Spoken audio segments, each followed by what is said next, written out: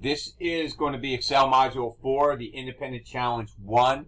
So we are to open up EX4-3 and save it as EX4-reimbursements followed by your initials. So let me do that right now.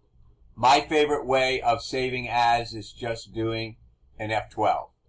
So I have the reimbursements already done, so I'm just going to save this and just put in the RF without the O2. So now we're settled over there. Let me move this out of the way. And the first step is to create a custom column chart using reimbursement amounts for the quarters and departments, and it tells you do not include the totals. So what I'm going to do is I'm going to select from here all the way to here, so the totals are not selected. Notice that it gives us the little quick analysis, so we can use this. I don't believe if you have a Mac, it pops up, so you can go and do a chart if you're here and click on the cluster column. If you don't have that, you just go to Insert and you go to Charts. I like to do the All Charts. Here's our clustered column, and just click on OK. So we're good over here. I'm just going to move this out of the way for right now. That is number 2. It tells you switch the placement of rows and columns if necessary to get the quarters on the x-axis. Okay, well this is the x-axis here. This is the y-axis, so you can see it's not there. So we're going to switch the rows and columns. And you're going to see that if you don't do that, you're not going to be able to do one of the steps where you're changing the colors of the psychology in here. So I'm going to quick switch rows and columns. So now you can see we have options that we can change colors of the individual data series. So that is C. D is remove the grid lines. So just going to go and click over here, and here's grid lines, and they're gone. I like the grid lines, but the book tells you to remove the grid lines, so I remove the grid line. Now here's the issue with not switching it. It tells you to change the fill of psychology data series to orange. So if you do not change it, you're going to have something like this, and you're not going to be able to change the data series of the psychology. So you can see these is all the psychology broken down by quarters. Well, how are you really going to do that? So that's why you need to switch the rows and column. And now I can click on psychology here, and that's going to give me exactly what I need. So it wants me to do orange accent 6 darker 50, which is the last row and last column. So I can do it different ways. So I'm going to right click here, and I can choose whatever I want, or I can go into Format Data Series. And here is my color here and the fill. And the color here should be the last row, last column, which is orange 6, darker 50. So that takes care of that. Add the subtle effect red accent 2. And this color does not look right, so let me check this out one more time. Orange 6, darker 50%. Okay, so we're good there. Then we're going to add the subtle effect red accent 2 in the shape styles. So we're going to go to Format, and here's our shape styles. That happens to be the 4th row, 3rd from left. So 4th row, 1, 2, 3, 3rd from left. So now we have a little bit different. That is F. G is move the chart to the upper left-hand corner, is in cell G2. So let's go to G2. And I'll just leave a little bit of space in here for right now. It's actually going to get more space over here in a little bit, but for right now I'm going to leave it. We can always move it later. That is G. Change the 4th quarter psychology reimbursements amount to 60 25420. So this will be 60254.20, and you'll see a little bit of an adjustment. Not much, but a little bit of an adjustment there.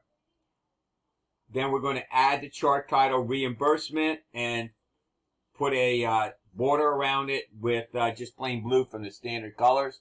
So I like to just click in it and then hit Control A to select it, and I'll type in reimbursements. Then I'm going to click here, and we're going to go to the border, and we want a solid border. So the color, now don't confuse the theme colors with the standard colors. So we just want to find blue, which is this. So this takes care of that. And of course you can change the weight if you want to as well. Move the bottom border to top of 20.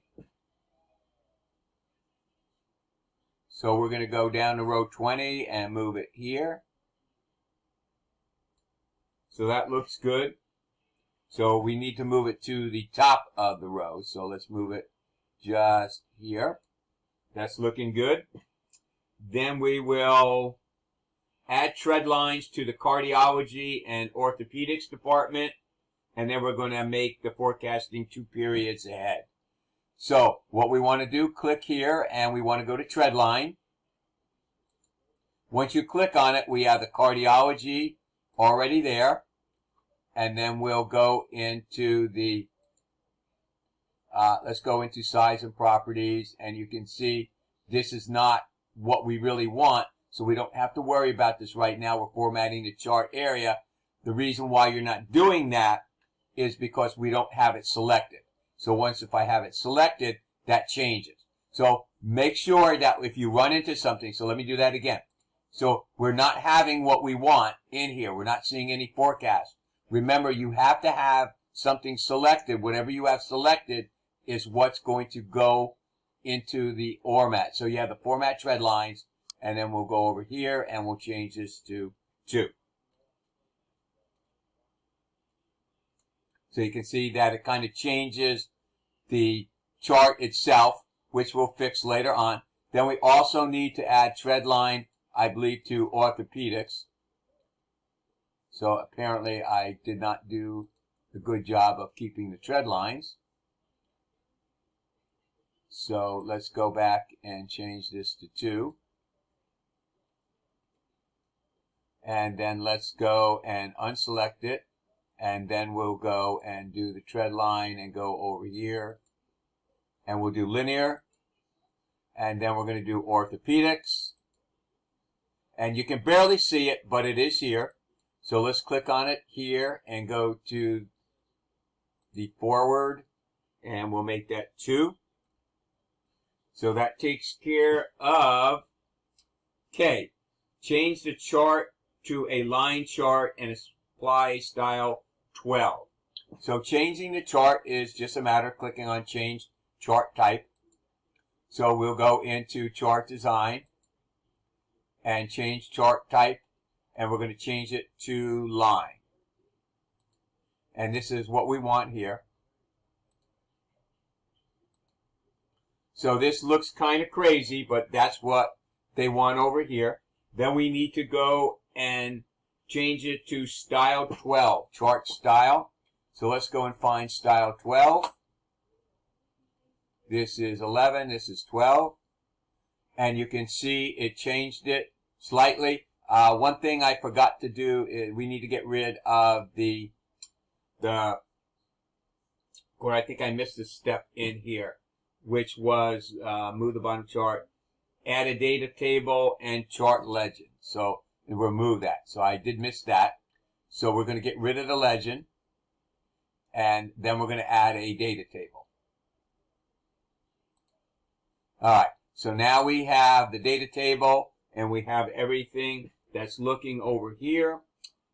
Enter your name in the center section of the worksheet footer and save your work. So obviously you should be saving work all along. Remember to constantly be looking at what it should look like, and you'll see that often You may have missed a step as I do, because sometimes they just tack them on at the end of a sentence. I'm going to delete this, and I'm going to go over here.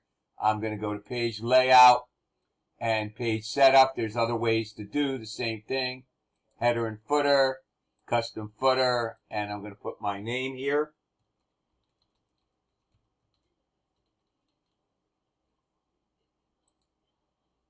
And click on OK. So then now I'll move this just over. I'm using the arrow key to move it to the very end of it. Save it, the end of column F or the beginning of column G. And that is everything for this one over here. So again, I'm going to save it one more time. And hopefully this was helpful to you. So please let me know if you have any questions.